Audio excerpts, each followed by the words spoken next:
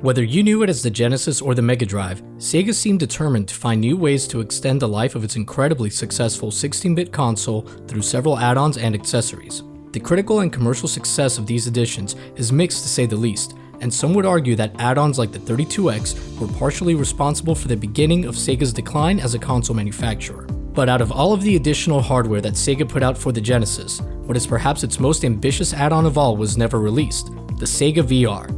When Sega announced their plans for a VR headset back in 1991, virtual reality as a whole looked to be on the cusp of becoming a mainstream phenomenon. It's called virtual reality, and as Jay Schaefer found out, all it takes is a special helmet and a glove, and you're off. As 1990 approached, publications routinely covered virtual reality and lauded its potential in multiple areas, particularly in video games. Sega, who had announced that the Sega VR headset would be released in the fall of 1993, benefited from nearly 2 years of what was practically free marketing, as the public's appetite for virtual reality was bolstered by continued VR coverage from the press, and perhaps more importantly, by two projects outside the company. First, 1991 saw Virtuality release the first virtual reality arcade machines. Virtuality's arcade systems included features like headsets with accurate head tracking capabilities and networked multiplayer environments. Second, Lawnmower Man, a popular film about increasing intelligence through virtual reality, was released in 1992. Between the public's general interest in VR and coverage of Sega's futuristic-looking device, the Sega VR was primed for success. It was shown off at 1993's Winter CES by an MTV personality. 4 Sega VR launch titles were developed, it featured accurate head tracking, and was going to sell for just $200. The Sega VR's launch drew closer and closer, and then nothing. So what happened to the Sega VR, and why wasn't it released? From Star Trek-inspired designs to its quiet death, this is the story of the Sega VR. It's everywhere you turn. The game completely surrounds you. You move, it moves all around you. Incredible!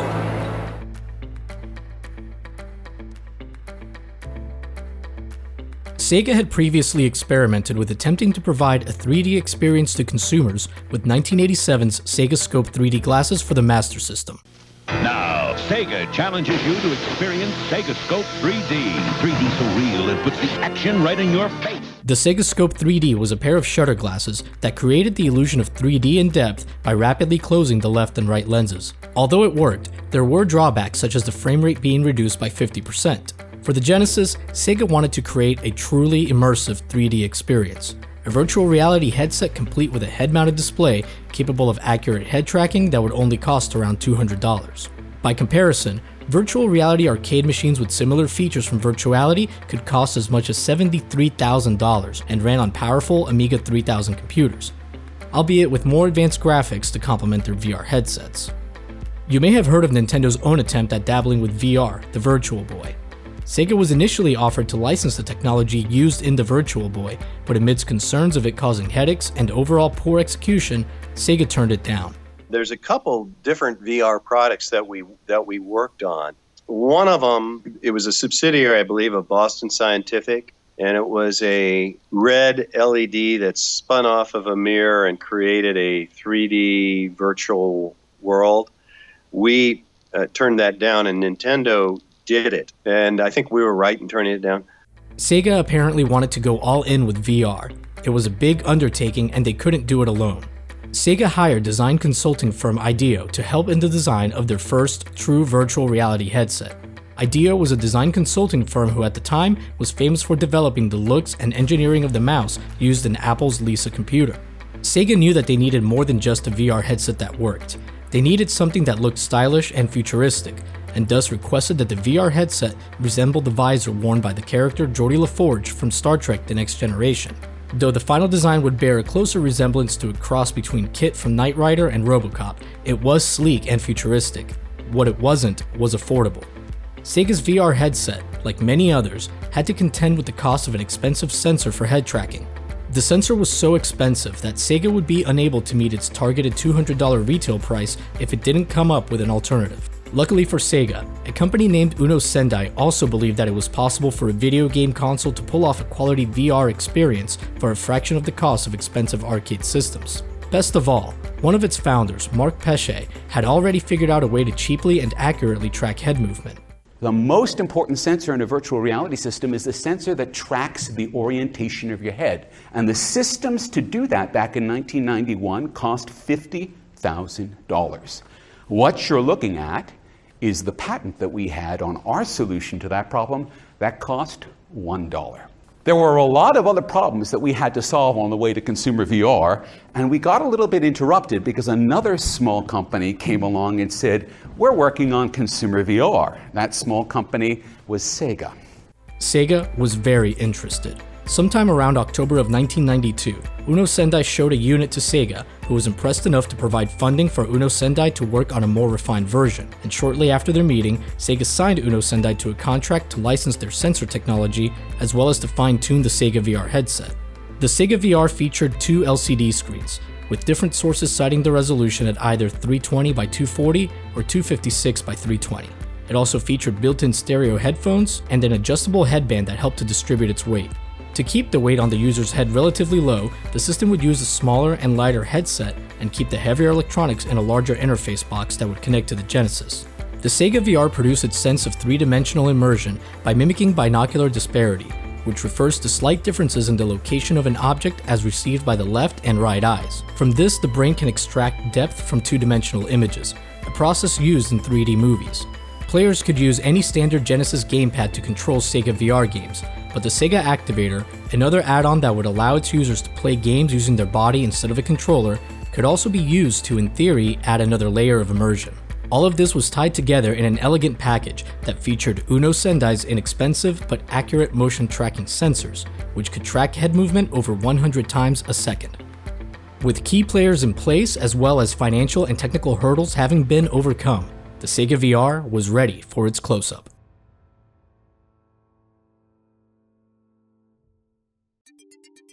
After months and months of coverage and anticipation, the Sega VR was finally unveiled at 1993's Consumer Electronics Show by MTV VJ Alan Hunter. The future, of course, being virtual reality.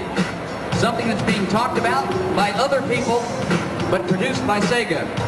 Well, I can't get to the right page, but check out this little demonstration of VR. Sega played a video that was heavy on hyping the end user's experience and light on the unit's technical abilities or specs. I put it on and suddenly, I'm deep in a future world of fast-paced action. You're totally immersed in another world. It's like being there. You're in control of the universe. Dubious acting aside, the video did feature clips from actual Sega VR gameplay. The first 4 announced Sega VR titles were Nuclear Rush, a 3D hovercraft shooter that was featured in Sega's CES video, Iron Hammer, which was a parallax 3D shooter similar to Nuclear Rush, Matrix Runner, a cyberpunk murder mystery game with only one known screenshot, and finally, Outlaw Racing, which Sega Visions described as a dirt track combat game. Unfortunately, there are no known screenshots or gameplay footage of Outlaw Racing. There were also reportedly plans to port Sega's smash arcade hit Virtual Racing to the Sega VR. The Sega VR may not have made it to market, but Sega fans did eventually get their Genesis port of Virtual Racing. Sadly, very little else is known about Sega's planned VR games. Retail buyers and critics were allowed to try the Sega VR at CES, and reception to the headset appears to have been mixed. According to Mark Pesce, it was a hit with potential retailers. And we showed it off at the Consumer Electronics Show in 1993. As you got further and further into the Sega booth, the booth got darker and darker, and finally you were in this dimly lit room, and you'd have the buyer from Target in and the buyer from Walmart in, and they'd put it on, and they'd lose their minds, and then they would order several 100,000 units for Christmas 1993. Meanwhile, there are reports of some critics being less than impressed, with one describing the game he played as an unresponsive blur, while others, such as UK's Mean Machines Sega magazine, enjoying the experience. Mixed reception aside, Sega appeared to be ready to press forward with its release. Virtual reality, however, has left the lab and is coming to our neighborhoods. Right now, for example, virtual reality theaters are being planned all over the world. And this fall, Sega plans to market the first affordable VR helmet for home use, a device that can enhance and distort our sense of reality, all for the cost of about $200. The June 1993 issue of Sega Visions magazine included a 2-page feature about the Sega VR, its technology, and its upcoming games. and an Alphabet cereal commercial from the same year featured a Sega promotion where you could instantly win Sega prizes. The first prize mentioned was the Sega VR. You can win Sega prizes instantly in Alphabet cereal. You can instantly win virtual reality with the new Sega VR helmet. So Sega was certainly acting as if they had every intention of releasing its groundbreaking VR system. The Sega VR's launch was pushed to December 1993, just in time for the Christmas season. But as fall approached, no specific release date had been announced, and retailers weren't even able to place orders for it. Sega soon stopped promoting the Sega VR in its magazine or even mentioning it altogether, and with good reason. Fall of 1993 didn't bring the public a launch date for the Sega VR, but it did bring Sega what was virtually the worst news it could have received regarding its latest add-on.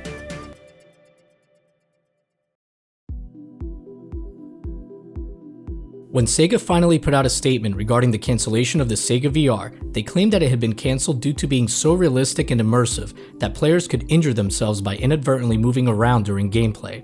A claim that was met with a healthy degree of skepticism, taking into account the limited graphics any console of the time would be able to feed to a VR headset. Sega was right about one thing: players hurting themselves was a real problem, but not because the Sega VR was too realistic. Prior to releasing it to the public, Sega had their VR headset tested by Stanford Research Institute. According to an email I located from a test subject, Stanford's tests were conducted in August of 1993, just a few months before the Sega VR's launch. When Sega received the lab's results, they found them filled with warnings about headaches, dizziness, and particularly about the dangers of prolonged use in children. And it never shipped, because it turned out that when they started to manufacture them, and they started to give them to kids, the kids started to get sick. Because it turns out that it's actually really easy to make someone sick in VR, and it's really hard to give them a good experience when you're running on an 8 megahertz microprocessor. Former Sega of America CEO Tom Kalinske has since confirmed these issues. The problem, though, was that there were a lot of problems, but one of the problems was almost everybody got sick. Yeah, that's a big one. It caused severe motion sickness.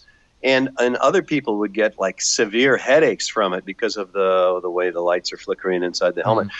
And so, we went quite a ways with that, and then ended up not doing it because we couldn't be making people sick. Out of a fear of lawsuits and public backlash, Sega quietly shelved the Sega VR. This wouldn't be the end of Sega's relationship with virtual reality. Sega would go on to utilize VR in arcades like the large VR1 machines and the smaller Denousenki Net Merc machine, which was designed with the help of 2 former Virtuality employees. Coincidentally, Virtuality would go on to create its own unreleased home console VR headset for the Atari Jaguar. There were also rumors that Sega had been working on a VR system for the Saturn, but no prototypes have ever surfaced. The Sega VR also wouldn't be IDEO's last VR endeavor, as they went on to help design the ViewMaster VR. There would be other attempts to bring VR-like products to the home in the 90s, such as the VictorMax Virtual Reality Stuntmaster headset for both the Super Nintendo and the Sega Genesis, as well as Nintendo's Virtual Boy, but both fell very short of expectations. The Sega VR was going to be released at a time when the market was reaching the point of oversaturation when it came to Genesis add-ons. We'll never know whether or not it would have been successful, but the Sega VR stands as one of the first attempts to bring affordable, working virtual reality to the home console market. My name is Jahel, and I just want to say thank you for watching. If you'd like to reach out to me directly, you can do so on Twitter @WrestlesGaming. If you'd like to help out the channel monetarily, you can do that on patreon.com/wrestlingwithgaming. But again, thank you for watching.